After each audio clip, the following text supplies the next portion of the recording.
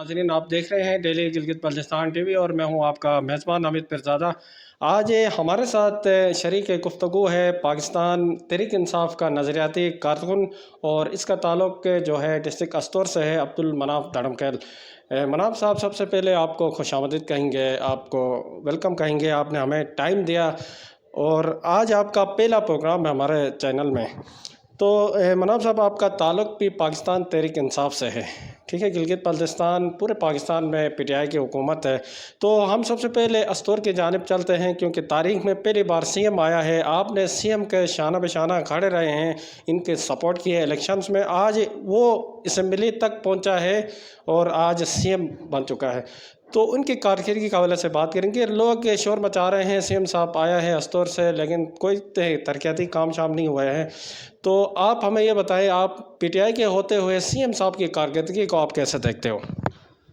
बिस्मिल्लाहिर्रहमानिर्रहीम। सबसे पहले तो हामिद पिरज़ादा साहब, आपका शुक्रिया, आपने अपने चैनल में एक अहम इशू के ऊपर बात की। चीफ मिनिस्टर खालिद खुर्शीद साहब की जो इलेक्शंस पहले 2 अटैम्प्ट हुए वो हारे हैं। उसके बाद 2020 के इलेक्शंस में इस इलेक्शन को फ्री एंड फेयर के हवाले से मैंने ख़ुद इस हलके को कोऑर्डिनेट किया है फाफन के साथ। पहली बार एक पढ़ा लिखा और एक बेहतरीन शख्स, मैं समझता हूँ, हल्का वन एक पसमानदा इलाके, पसमानदा हलके में अस्तौर का जो हलका है उसमें आया है। और इनके लिए मेरा तो 2015 से मैं नज़रियाती कारकुन हूँ और उसके बाद 2020 के इलेक्शंस में मैंने पूरी कोशिश की है, उनके साथ खड़े रहे हैं। अभी 1 साल से ज़्यादा तकरीबन अरसा गुज़र चुका है चीफ मिनिस्टर का, और यकीनन देखें, जो तनकीद करने वाले लोग हैं या अपोजिशन के लोग हैं, उन्होंने तो करना ही करना है, अच्छे काम में भी करना है, उन्होंने बुरे काम में भी करना है। लेकिन मैं समझता हूँ जो 1 साल के अंदर उन्होंने जो इनिशिएटिव्स लिए हैं, जो काम लिए हैं, जो प्रोजेक्ट्स गिलगित बल्तिस्तान में लेके आए हैं, जिनकी बहुत सारे प्रोजेक्ट स्टार्ट हुए हैं, बहुत से होने वाले हैं। क्योंकि इसका एक प्रोसेस होता है, ये नहीं है कि कोई अलादीन के चिराग नहीं है कि एकदम से प्रोजेक्ट्स आएँ और स्टार्ट हो जाएँ। तो जहाँ तक अपोजिशन है, उनकी जो पॉलिसी है सियासी, बड़ी ज़बरदस्त किस्म की पॉलिसी है। वो आप समझते हैं कि इतनी अपोजिशन की सख्त तनकीद के बावजूद भी उन्होंने आज तक अपोजिशन के लिए कोई ऐसी बात नहीं की। और दूसरा ये कि अभी 1 साल से ज़्यादा अरसा इसका गुज़र चुका है। अभी अवाम बड़ी पुरजोश है इनके लिए, क्योंकि ये मेरठ के ऊपर यकीन रखने वाले शख्स हैं और आपको पता है कि वो मेरठ के बगैर काम नहीं करते, क्योंकि हमारी अवाम भी आदी हो चुकी होती है। पहले पीपल्स पार्टी, नून लीग के लोग जो करप्शन का गढ़ रहा, उनको लगता है कि खालिद खुर्शीद भी इस तरह कुछ करे, तो मेरा ख्याल है ये अवाम को इस चीज़ की एक्सपेक्ट नहीं मनाफ करना साहब, आप चाहिए। ये बताएं कि आप कह रहे हैं सीएम साहब ने काफ़ी तरक्याती काम का स्टार्ट भी किए हैं और यहाँ से बजट पे, लेकिन 1 साल से ज़्यादा का अरसा गुजर चुका है, लेकिन काम शाम तो नज़र नहीं आ रहा। ये यहाँ पे वफाक में भी प्राइम मिनिस्टर साहब वफाक में भी यही ऐलानात कर रहा था और 1 करोड़ नौकरियों का ऐलान किया, मकानों का ऐलान किया, मदन की रियासत, लेकिन अभी तक ये हुकूमत ये देखने को नहीं मिलती है। इसी तरह गिलगित बल्तिस्तान में भी यही है कि खालिद साहब ऐलानात कर रहा है, लेकिन अभी तक इस किसी एक ऐलान पे अमल दरामद नहीं हुई है। अपोजिशन शोर शराबा कर रही है और उसके साथ साथ आपसे एक अहम सवाल ये है कि आप नज़रियाती कारकुन हैं, सुनने में आया है जो नज़रियाती जो जियालो कारकुन से जो हैं वो रो रहे हैं आजकल, इनकी हुकूमत है।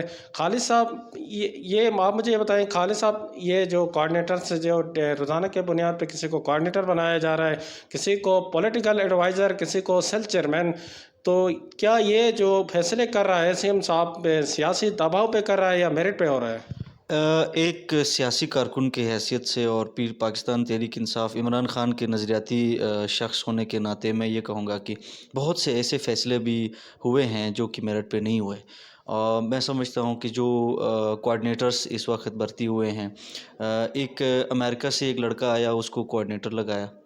एक एक बंदे को आईएसएफ के जो लोग हैं उनको डबल डबल आप कोऑर्डिनेटर्स बना रहे हैं, किसी को आप सेल का बना रहे हैं, फिर उसी बंदे को आप नौजवान इनिशिएटिव का चेयरमैन भी बना देते हैं। तो ये एक जो आपके हकीकी कारकुन हैं, जो नज़रियाती कारकुन हैं, उनके साथ एक मेरा ख्याल है जुल्म है।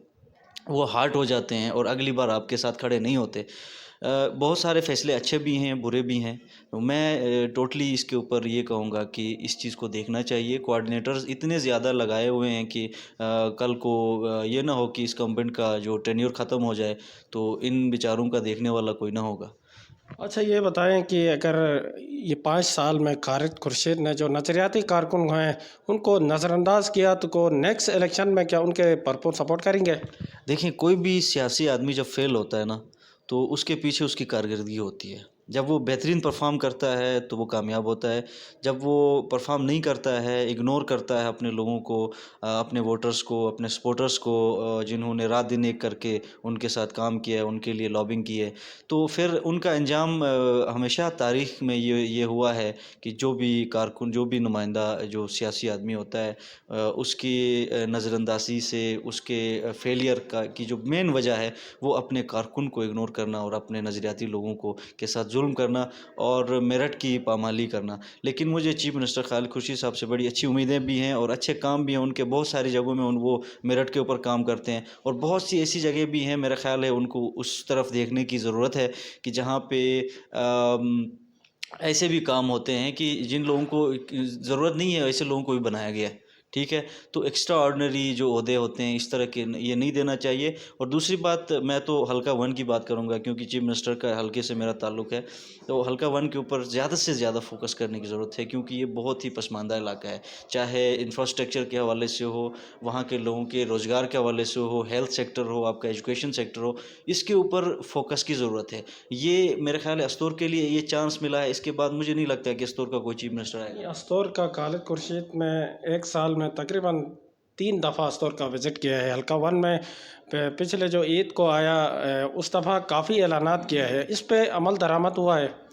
इस पे पूरी रिपोर्ट्स तैयार करके जो आपकी ज़िली एडमिनिस्ट्रेशन है, उन्होंने रिपोर्ट्स, एक विज़िट के ऊपर तो मैं ख़ुद भी उनके साथ था, लेकिन उस वक़्त उसके बाद भी उन्होंने 2 विज़िट्स किए हैं। वो सारी रिपोर्टें, ये हमीद साहब ऐसा होता है कि ये आपकी गवर्नमेंट जितने भी स्कीमें हैं उसकी एडीपीज़ के मुताबिक उसको मिलती हैं और इस साल की जो एडीपी है उसमें उन्होंने जितने प्रोजेक्ट्स रखे हैं वो बड़े शानदार हैं, जिसमें पुल भी हैं, सड़कें भी हैं, आपके स्कूल्स भी हैं, कॉलेजेस भी हैं। तो ये आराम-आराम से चीज़ें होती हैं। फिर उसके बाद जो मेगा प्रोजेक्ट्स हैं, आपका अस्तूर वैली रोड है, शॉटर के ऊपर वो काम कर रहा है, स्कूल के ऊपर काम कर रहा है, कॉलेज के ऊपर। फिर इस तरफ ओवरऑल गिलगित बल्तिस्तान में आप देखें तो 317 अरब रुपए का पैकेज, कोई ये तारीख साज पैकेज है। इससे पहले कभी कभी इस तरह का कोई बड़ा पैकेज नहीं, नहीं। बिल्कुल आप कह रहे हो कि अवाम अवाम तो ये चाहती है कि तारीखी बजट या तारीखी ऐलानात से अवाम को फ़ायदा नहीं है।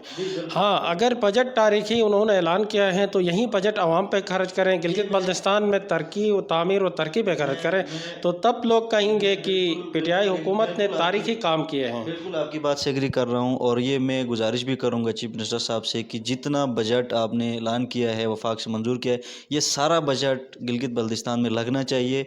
जहाँ जहाँ ये प्रोजेक्ट्स आपने ऐलान किए हैं वो होने चाहिए।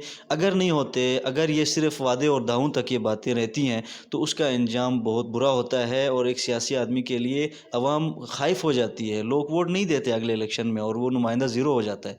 इसके लिए मैं उसका एज़ अ कारकुन, एज़ अ हमदर्द आदमी, उसका सपोर्टर, नज़रियाती होने के नाते मैं ये कहूँगा कि आप बराए करम ज़्यादा से ज़्यादा फ़ोकस ये करें कि आपकी आवाम आपसे खुश हो, आपका वोटर, आपका सपोर्टर और आपको चाहने वाला, जो आपकी असल ताकत है वो आपका वोटर है, आपका सपोर्टर है, आपको साथ देने वाला है। आप इस वक्त इतनी बड़ी ताकत में हैं, पीक में हैं। अब ये दिन नहीं रहते इंसान के, उरूज भी आता है, ज़वाल भी आता है। तो मुझे एक पढ़े लिखे शख्स हैं, वो इंटेलेक्चुअल आदमी हैं और यकीनन तमाम बड़े बड़े लोगों ने गिलगित बल्तिस्तान में उसको अप्रिशिएट किया। प्राइम मिनिस्टर इमरान खान ने खुद ने कहा कि मैंने सबसे अच्छा फ़ैसला किया है। तो ये आप देखें कि उनकी पॉलिसीज़ मेरे ख़्याल है बहुत अच्छी जा रही हैं और आगे भी मुझे बड़ी अच्छी उम्मीदें हैं उनसे। अच्छा, अस्तौर में अभी तक सीएम ने क्या तब्दीली लाया है? जो पिछली हुकूमत थी उन्होंने भी अस्तौर में काफ़ी तरक्याती काम से किए हैं। पीएमएलएन की हुकूमत थी, वहाँ पे रोड भी बना है, काफ़ी हॉस्पिटल्स भी अपग्रेड हुए हैं। तो एक उस इलेक्शन के बाद जो हमारा वज़ीर आला जो अस्तौर से आया है, अभी तक अस्तौर में क्या तब्दीली आई है? अस्तौर में मैं समझता हूँ कि जो प्रोजेक्ट्स ऐलान हुए हैं उसके ऊपर कोई काम अभी 1 साल में तो मुझे भी नज़र नहीं आया।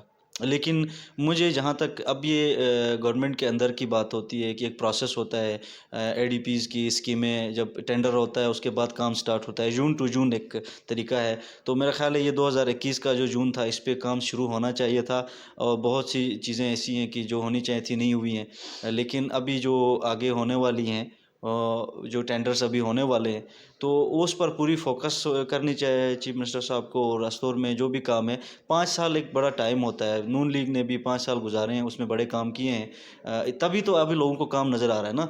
अभी 1 साल और कुछ महीने हुए हैं, तो अभी से हम उस पर ये भी नहीं कह सकते कि आपने ये रस्तौर में ये काम नहीं किया, वो नहीं किया। लेकिन हम उसकी तारीफ़ भी नहीं इस तरह नहीं कर सकते कि वो करेगा, उसको करना चाहिए, और जो करेगा तो कामयाब होगा, नहीं करेगा तो बाकी नुमाइंदों का हाल उसके सामने है। अच्छा, एक सवाल ये बताएं कि हल्का वन आप ताल्लुक़ रखते हो हल्का वन नस्तौर से, और पिछले जो वज़ीर रहा है राना फरमान ने हल्का वन नस्तौर में काफ़ी तरक्याती काम किए हैं। सुनने में आया है कि उन्होंने काफ़ी तरक्याती काम किया है, इसमें कितनी हकीकत है? राना फरमान पॉलिटिकल सियासत की जो खिलाफ है वो अपनी जगह है, लेकिन राना फरमान ने कंस्ट्रक्शन सेक्टर में रोड्स, ब्रिजेस और इन चीज़ों में बड़े अच्छे काम भी किए हैं। लेकिन साथ ही मैं ये भी कहूँ कि उनकी बड़ी करप्शन की दास्तानें भी सामने आई। उन्हें अपने भतीजों को, अपने लोगों को लगाया, गवर्नमेंट सेक्टर्स में लगाया। तो ये इदारों का काम होता है, ये हुकूमत का काम होता है। अगर उसकी करप्शन के ऊपर अगर मौजूदा हुकूमत कंप्रोमाइज़ करती है, केसेस नहीं खोलती, तो ये फिर हमाम में सब नंगे होंगे। अगली बार कोई और आएगा, वो इनके खिलाफ हाथ नहीं डालेगा। तो ये मुल्क में एक नज़रियाती आदमी तो यही बात करेगा कि यार इसमें एहतसाब होना चाहिए, और एहतसाब जब नहीं होता है तो इसका मतलब है कि उनकी बात फिर मिल जाती है आपस में। तो मुझे उम्मीद है कि जो भी जिन लोगों ने भी करप्शन की है, अच्छे काम भी किए हैं फरमान साहब ने। मैं समझता हूँ कि हमारे इलाके में कम से कम बड़े अच्छे काम किए हैं उन्होंने, बहुत से प्रोजेक्ट्स भी रखे हैं। यही होता है एक नुमाइंदे से। उससे पहले पीपल्स पार्टी में अब्दुल हमीद साहब रहे, उन्होंने भी बड़े अच्छे काम किए हैं अपने ज़माने में। उनकी जो बजट होता था उसके मुताबिक उन्होंने बड़े अच्छे काम किए। उनकी तो एक लॉन्ग टर्म हिस्ट्री है, 15-20 साल उन्होंने हुकूमत की है इलाके में, तो उनकी भी अपनी जगह बड़ी अच्छी कारकर्दगी है। बट उनके हारने की या आज उनके हारने की वजूहात यही होती हैं कि लोगों को जो चीज़ ज़रूरत है वो नज़र नहीं आती। हमारे लोग ज़्यादातर ये समझ लें कि इज्तिमाई से ज़्यादा इनफरादी काम पे यकीन रखते हैं। अच्छा, आखिरी सवाल ये है कि आप पीटीआई के नज़रियाती कारकुन हैं, आपने सीएम साहब के साथ दिया है। अगर 5 साल तक आपको सीएम साहब ने नज़रअंदाज किया तो आप नेक्स्ट जो इलेक्शन से जो है वो किसी दूसरे पार्टी का रुख करेंगे? हामिद साहब देखें, खालिद खुर्शीद साहब मेरे लिए बड़े काबिल एहतराम है, और मैं तो बड़ा उनको पसंद भी करता हूँ। मेरा 2015 से तारीख में ये मैं कहूँ कि 2015 से पाकिस्तान तहरीक इंसाफ के साथ इमरान खान का मैं नज़रियाती आदमी हूँ। उसके बाद जब खालिद खुर्शीद साहब मैदान में आए तो बड़े ज़ोर शो खरोश से हमने उसका साथ दिया है। मैं तो खान साहब की तरफ भी देख रहा हूँ, अभी पाकिस्तान में अभी 2-2.5 साल उसके अभी रहते हैं, तो चीफ मिनिस्टर खालिद खुर्शीद से भी बड़ी उम्मीदें हैं। तो ये तो वक्त ही बता सकता है उसकी कारकर्दगी और उसकी परफॉर्मेंस के ऊपर। उसके बाद इंसान कोई फ़ैसला कर लेता है। अच्छा, बहुत बहुत शुक्रिया। ये थे हमारे आज के मेहमान अब्दुल मनाफ़, जिनका ताल्लुक़ जो है गिलगित बल्तिस्तान डिस्ट्रिक्ट अस्तौर हल्का वन से, सीएम का हल्का से है। बहुत बहुत शुक्रिया मनाफ़ साहब, आपने हमें टाइम दिया। सामीन, आप लोगों का भी बहुत बहुत शुक्रिया, आपने कीमती वक्त निकाल कर हमारे प्रोग्राम को देख लिए। मज़ीद हम इसी तरह के प्रोग्राम्स लेकर हम दोबारा आपकी खिदमत में हाज़िर होंगे, और उस वक्त तक हमें इजाज़त दीजिए। अल्लाह हाफ़िज़।